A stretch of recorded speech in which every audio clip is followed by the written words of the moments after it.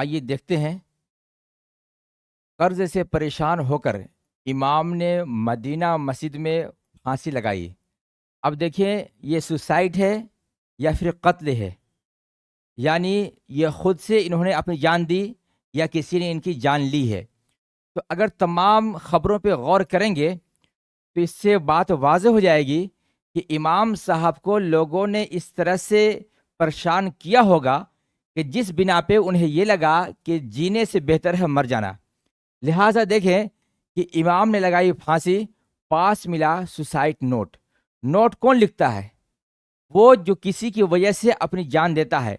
پتہ چلا یہ خودکشی نہیں ہے، یہ قتل ہے۔ اب اس کے قاتل کون ہے، اس پہ غور کریں تو آپ کو بہت کچھ سیکھنے کو ملے گا، یا پھر بہت لوگ اس کے ذمہ دار دکھائی دیں گے۔ مثلاً دیکھتے ہیں آج جو کچھ یہاں پہ میں آپ کے سامنے دکھانے کی کوشش کر رہا ہوں کہ ہمارے معاشرے میں ایک فرد ہوتا ہے جس کا لائف اسٹائل اس انداز سے ہوتا ہے، اور اسے لوگ باوقار سمجھتے ہیں، اسے لوگ معزز سمجھتے ہیں، اسے ترقی یافتہ قوم میں شمار کیا جاتا ہے۔ اور اگر کوئی اس لباس میں دکھائی دیتا ہے تو اسے لوگ حقارت کی نگاہ سے دیکھتے ہیں، اسے لوگ ذلیل سمجھتے ہیں، اسے لوگ غریب سمجھتے ہیں۔ اور پھر ان کے ساتھ ہی نہیں بلکہ اگر اس فرد کے بچوں کو رویہ دکھے گا، ان کے لباس دکھے گا، زندگی کا اسٹائل دکھے گا، تو وہ اس طرح کا دکھائی دے گا۔ لیکن اگر اس فرد کے بچوں پہ نظر ڈالیں گے تو ان کے بچے اس طرح معصوم زندگی گزارتے ہوئے نظر آئیں گے۔ اب میں پوچھنا چاہوں گا کہ یہاں پہ ان بچوں کی غلطی کیا ہے؟ ایک بچے کا لائف اسٹائل یہ دکھ رہا ہے، دوسرے کا یہ۔ آگے دیکھتے ہیں، صرف بچے ہی تک محدود نہیں، گھر کے اندر داخل ہوں گے تو ایک فرد کے گھر کے اندر کے خواتین کا لباس اس طرح کا دکھائی دے گا اور دوسرے کا اس طرح کا دکھائی دے گا۔ یہی تک نہیں، آپ اور آگے بڑھیں تو دیکھیں گے کہ ایک فرد کا گھر اس طرح کا دکھائی دے گا اور دوسرے کا اس طرح کا دکھائی دے گا۔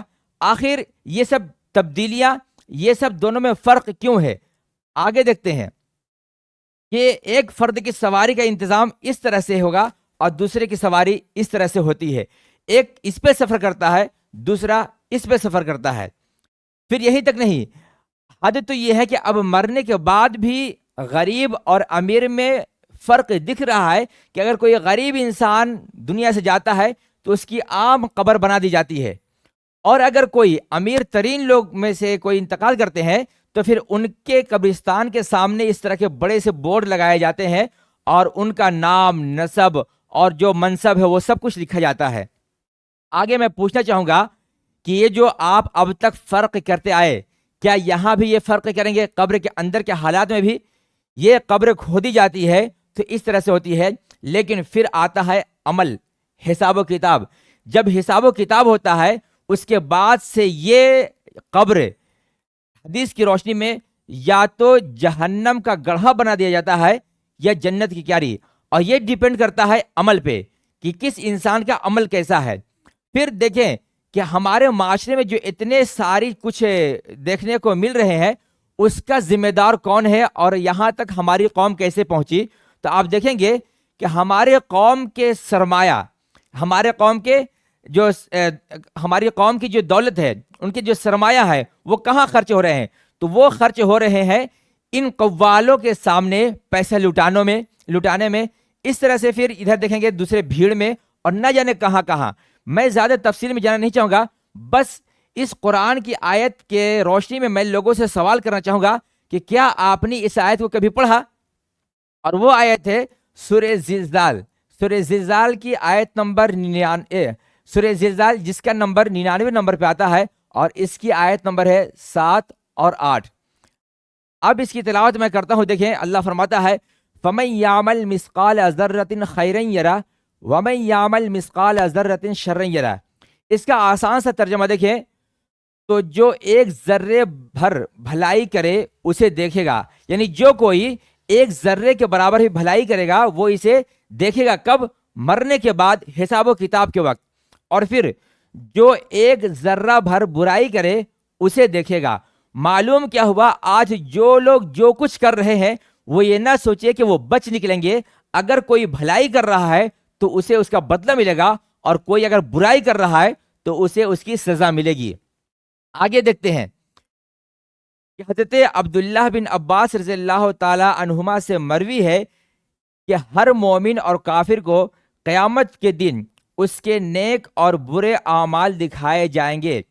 اب میں پوچھنا چاہوں گا کہ جن لوگوں نے بھی ان امام صاحب کے ساتھ جو بھی سلوک کیا ہوگا، جس سے یہ پریشان ہو کر اپنی جان خود لے لیے، اب میں پوچھنا چاہوں گا کہ انہوں نے خود لیا یا لوگوں نے، سماج نے ان کی حالت کو ایسا بنایا کہ وہ مجبور ہو گئے اپنی جان لینے پہ، اور پھر یہ خبریں اخبار والوں نے جو شائع کیا، یہ اخبار کی کٹنگ آپ کو دکھ رہی ہوگی، ایک یہ اخبار ہے، دوسرا یہ، تیسرا یہ، کئی سارے لوگوں نے، اور سوشل میڈیا پہ یہ خبر بالکل عام ہو چکی ہے۔ میں پوچھنا چاہوں گا کہ کیا یہ ایک امام جو ہوتے ہیں ان کی زندگی نہیں ہوتی ہے کہ ہمارے معاشرے نے انہیں ایسی زندگی گزارنے پر مجبور کیا کہ انہیں زندگی سے موت اچھی لگنے لگی؟ مثلاً آپ دیکھیں کہ جب یہ گھر جاتے ہوں گے اور یہ بچے اپنی فرمائش کرتے ہوں گے تو کیا یہ اپنے بچوں کی فرمائش پوری کر پاتے ہوں گے؟ پھر آگے جب گھر میں داخل ہوتے ہوں گے تو پھر جو ان کے گھر میں زوجہ کی صورت میں یا اور بھی خواتین ہوں گی، ان کی کیا یہ ضرورتیں پوری کر پا رہے ہوں گے؟ پھر والدین کی صورت میں ہوں گے، کیا ان کا یہ حق ادا کر پا رہے ہوں گے؟ اسی طرح ان کے دوست و احباب ہوں گے، خیش و اقارب ہوں گے، ان کے ساتھ ان کے معاملات اچھے ہوں گے؟ آپ دیکھیں کہ آپ اگر شادی میں جاتے ہیں تو یا تو کوئی لفافہ لے کر جاتے ہیں یا کوئی تحفہ میں کپڑے وغیرہ لے کر جاتے ہیں۔ کیا امام کی اتنی آج کے ڈیٹ میں حیثیت رہ گئی ہے کہ وہ دوستوں کے یہاں، رشتہ داروں کے یہاں شادی میں جائے تو ان کے لیے اچھے لباس خرید کر لے جائے؟ پتہ کیا چلا، ہمارے قوم میں ایک ایسا ظالم طبقہ ہے جو ان امام کے اوپر اتنا ظلم کیا ہے کہ اسے گھر والوں سے دور کر دیا ہے، گھر والے نفرت کرتے ہیں، گھر والے دوری اختیار کرتے ہیں، رشتے ختم ہوتے ہوئے نظر آ رہے ہیں، دوستی ٹوٹتی ہوئی نظر آ رہی ہے۔ کیوں؟ کیونکہ اس کے پاس زندگی کی ضروریات پوری کرنے کے لیے وہ چیزیں نہیں ہیں جو آج کے ڈیٹ میں لازمی ہے۔ میں بتاتے چلوں، یہیں تک نہیں، آج حال یہ ہے کہ اس کا اندازہ اس جملے کے ساتھ لگایا جا سکتا ہے کہ جس طرح ایک گھر میں ایک بہو اپنی ساس سے پریشان ہوتی ہے اور کہتی ہے کہ یہ ہمارے ہر کام پہ روکتی اور ٹوکتی رہتی ہے، اس سے برا حال ہے امام کا، کیونکہ ہر گھر میں ایک بہو ایک ساس کا مقابلہ کرتی ہے یا اس کو فیس کرتی ہے، لیکن معاشرے میں رہنے والے امام کے جو مقتدی ہوتے ہیں 90% مقتدی ایسے ہوتے ہیں جو ساس کا رول ادا کرتے ہیں، جن کی اپنے گھر میں نہیں چلتی، جن کی بیوی کچھ نہیں سنتی، جن کے بچے کچھ نہیں سنتے، وہ آتے ہیں مسجد میں اور امام کے اوپر برس پڑتے ہیں۔ میں پوچھنا چاہوں گا، آپ کو یہ حق کس نے دیا؟ یہی تک نہیں، آپ دیکھیں کہ جو لوگ برسوں سے بے نمازی ہیں، جنہوں نے 10 سال 20 سال 30 سال 40 سال 50 سال بے نمازی کی صورت میں انہوں نے زندگی گزارا، اور وہ اگر ایک دن کے لیے، ایک وقت کے لیے آتے ہیں مسجد میں تو دیکھتے ہیں اور پوچھتے ہیں امام صاحب کہاں ہیں؟ وقت ہونے کو ہے، ابھی تک آئے نہیں۔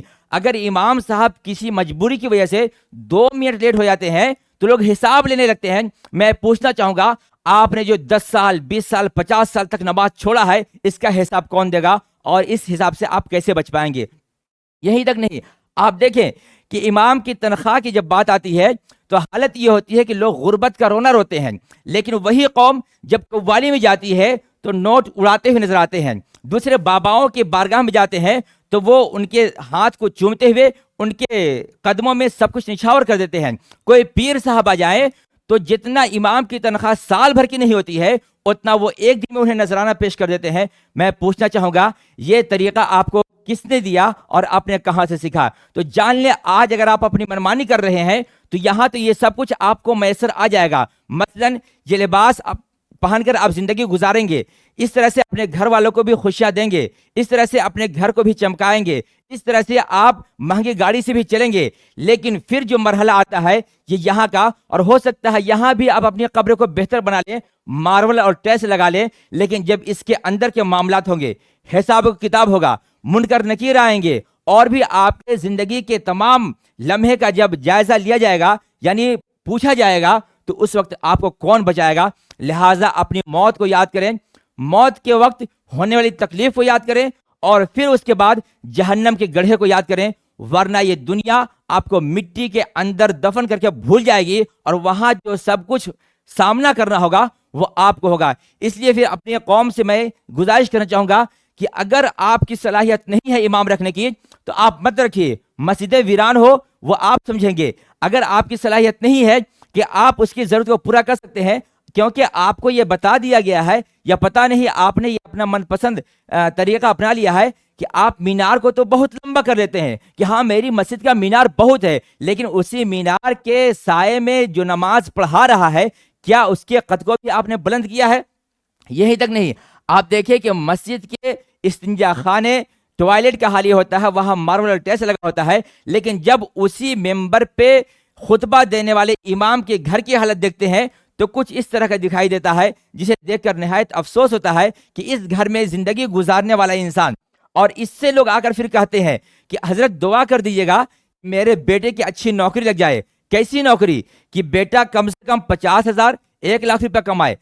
تو سوچیں اگر آپ کا بیٹا کم پیسہ کمائے تو آپ خوش نہیں ہیں، کسی خاتون کا شوہر کم پیسہ کمائے تو وہ خوش نہیں ہے، کسی کے باپ کم پیسہ کمائے تو وہ خوش نہیں ہے، لیکن کیا امام کی یہ سب لوگ نہیں ہیں؟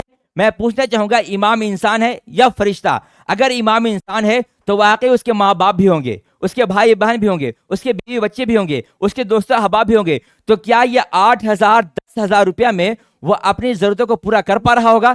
اور نہیں کر پا رہا ہوگا تو پھر یہ میں نظمیں سنا کر اپنی باتیں تمام کرنا چاہوں گا کہ فیض احمد فیض نے بہت ہی کم لفظوں میں جو لوگوں کو پیغام دیا ہے وہ یہ ہے کہ ہم دیکھیں گے. اب کیا دیکھیں گے؟ آگے ملاحظہ کریں. لازم ہے کہ ہم بھی دیکھیں گے وہ دن کہ جس کا وعدہ ہے جو لوح ازل پہ لکھا ہے ہم دیکھیں گے. کہاں لکھا ہے؟ یا تو وہ قرآن میں جو لوح محفوظ پہ لکھا ہوا ہے یا پھر وہ جو کچھ قیامت میں ہونے والا ہے.